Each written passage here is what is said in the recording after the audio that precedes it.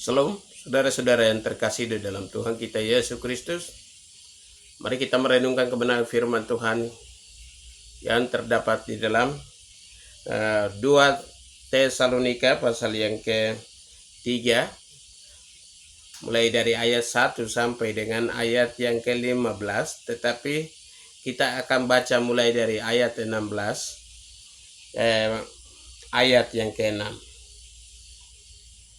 Tetapi kami berpesan kepada kamu saudara-saudara dalam nama Tuhan Yesus Kristus, supaya kamu menjauhi dari diri setiap saudara yang tidak melakukan pekerjaan yang tidak menurut ajaran yang telah kamu terima dari kami. Sebab kamu sendiri tahu bagaimana kamu harus mengikuti teladan kami, karena kami tidak lalai pekerjaan di antara kamu, dan tidak makan roti orang dengan percuma, tetapi kami berusaha bekerja payah siang malam, supaya jangan menjadi beban bagi siapapun di antara kamu.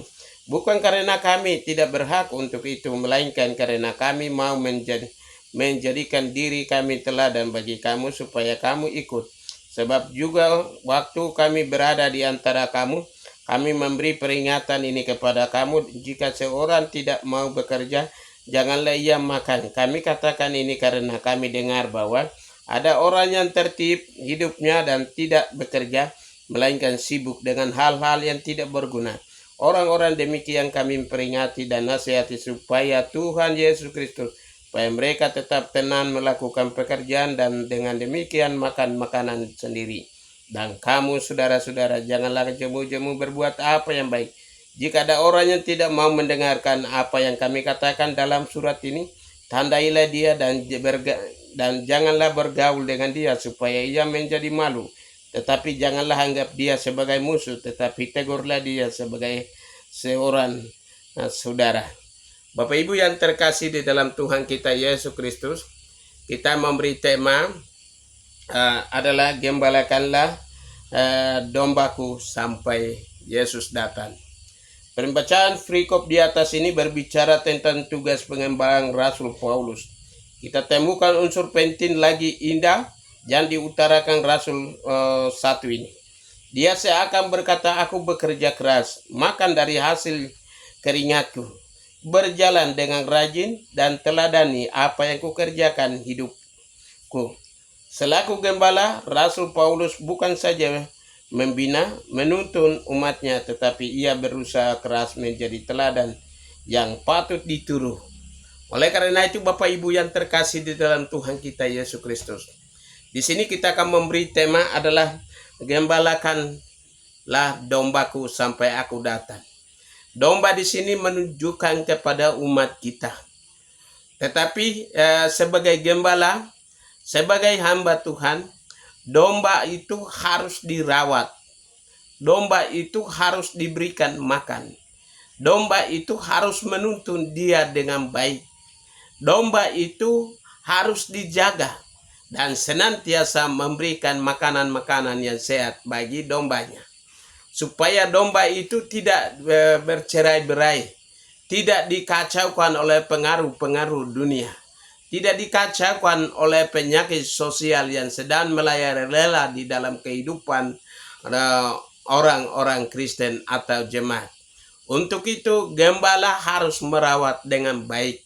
Apalagi di masa kini, di era globalisasi, persaingan yang cukup, dan kadangkala gereja ini kena ketika hamba Tuhan kita menjadi berdiam diri, tidak bekerja keras, maka umat kita akan diambil orang. Umat kita akan dicuri oleh orang. Umat kami akan dibawa oleh orang. Bagaimana gembala yang baik? Dia memberikan dan menjaga dengan baik. Gembala yang baik, dia harus memberikan makanan yang sehat. Gembala yang baik, dia harus menuntun ke padang rumput yang hijau. Di dalam Mazmur pasal 23 ayat 1 sampai dengan ayat yang ke-6. Gembala yang baik, dia menuntun kepada air yang tenang. Untuk itu, gembalakanlah adalah salah satu pekerjaan yang menjelang kedatangan Yesus Kristus, supaya kita dilihat ketika kami ada dalam pengembalaan. Jangan sampai kita duduk di luar atau pekerjaan di luar, atau jangan sampai kita lalai tugas dan tanggung jawabnya. Karena firman Tuhan berkata bahwa karena Allah adalah seorang gembala di dalam Mazmur pasal 23 dan Injil Yohanes pasal 10 ayat 11. Karena dia mengatakan bahwa harus kita gembalakan dengan baik. Karena tekanan pelayanan Yesus Kristus adalah pengembalaan. Cerita orang Samaria yang baik hati adalah sebuah pengembalaan. Cerita tentang anak yang hilang di dalam Lukas pasal 15 adalah gembala yang baik. Jadi cerita-cerita ini mengingatkan, memberikan contoh dan teladan supaya kita ditiru. Kita harus tiru teladan itu supaya menjaga domba-domba itu dengan baik.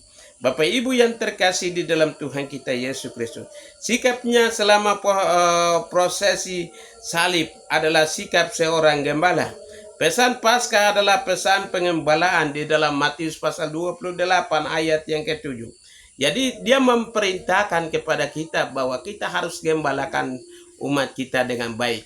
Kadangkala karena kita tidak menjaga dengan baik, umat kita mereka sudah keluar melakukan hal-hal duniawi, lupa ibadah, dan mereka masuk dalam penyakit sosial. Ada mabuk, ada penyakit sosial yang lain, dan mereka sudah ditelan atau sudah diambil oleh pengaruh dunia ini. Oleh karena itu kita sebagai tanggung jawab yang Tuhan pundahkan kepada kita adalah menjaga domba-dombanya. Untuk itu pesan Paskah adalah pesan yang baik. Pesan pengembalaan dititipkan kepada hamba-hamba Tuhan di dalam Yohanes pasal 21 ayat 15 sampai dengan ayat 19. Jadi ini pesan Tuhan perintahkan bahwa gembalakanlah domba-domba. Jangan sampai domba-domba kita diambil oleh orang. Karena di masa kini gereja denominasi demi denominasi sudah semakin banyak aliran atau ajaran orang-orang dari luar banyak masuk di dalam. Oleh karena itu bagaimana gereja menjaga domba-dombanya? Bagaimana gembala menjaga gerejanya? Supaya mereka ada di dalam gereja itu. Mereka ada di dalam kandang itu. Dan kita dipercayakan untuk menjaga domba itu. Karena selamat dan tidak selamat, tanggung jawab Anda dan saya sebagai gembala itu ada pada kita. Untuk itu kita harus menjaga dombanya. Yang kedua adalah dasar dan metode pengembalaan. Karena dasar dan metode pengembalaan adalah kasih. Mengasihi semua orang, mengasihi semua orang, memberikan makanan yang baik kepada semua orang. Jangan sampai ada yang sesat, memberikan setiap saat dengan makanan-makanan yang lezat. Kadangkala di dalam kehidupan sebagai gembala, karena kesibukan dengan yang lain, setiap hari makanan yang satu itu. Kalau orang yang selalu makan kangkung, besok lagi kangkung, sore lagi kangkung, malam lagi kangkung, itu pasti bosan. Tetapi yang makan kangkung terus itu, bagaimana kita campur dengan makanan yang lain, sayur lain supaya mereka enak dirasanya, enak rasanya. Itulah sebabnya gembala harus mempersiapkan makanan yang lezat bagi jemaat supaya banyak orang dirasakan. Kalau makanan menjadi asin pasti semua orang tidak mau. Oleh karena itu gembala punya tanggung jawab adalah persiapan. Gembala punya tanggung jawab adalah memberikan makanan yang sehat. Gembala punya tanggung jawab adalah memberikan makanan baru dalam setiap hari. Supaya jemaat itu senantiasa senang, mereka senang makan, senang rasakan, dan setiap hari dia dengan sukacita dia akan mencarinya.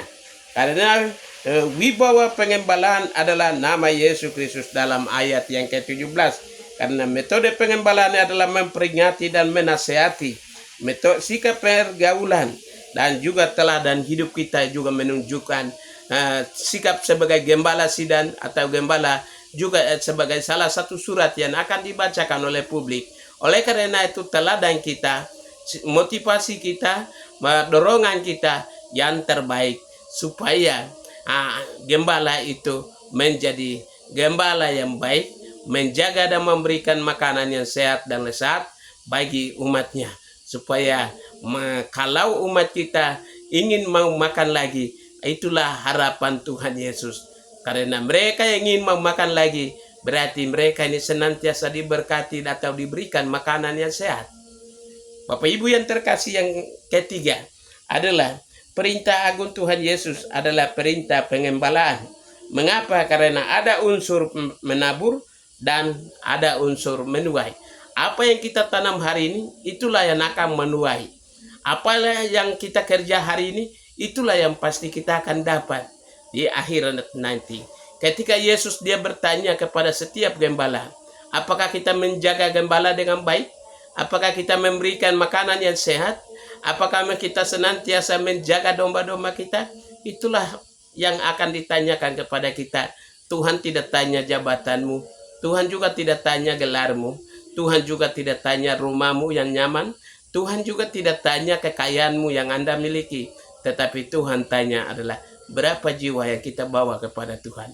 Karena itulah yang kita tanam dan itulah yang akan menuai di akhirat nanti. Kiranya semoga kebenaran firman Tuhan ini menjadi berkat bagi Anda dan kita sebagai hamba Tuhan. Marilah kita memberikan makanan yang sehat bagi umatnya. Karena firman Tuhan berkata bahwa gembalakanlah dombaku sampai aku datang. Ini kata Tuhan Yesus kepada kita. Kiranya Tuhan Yesus memberkati.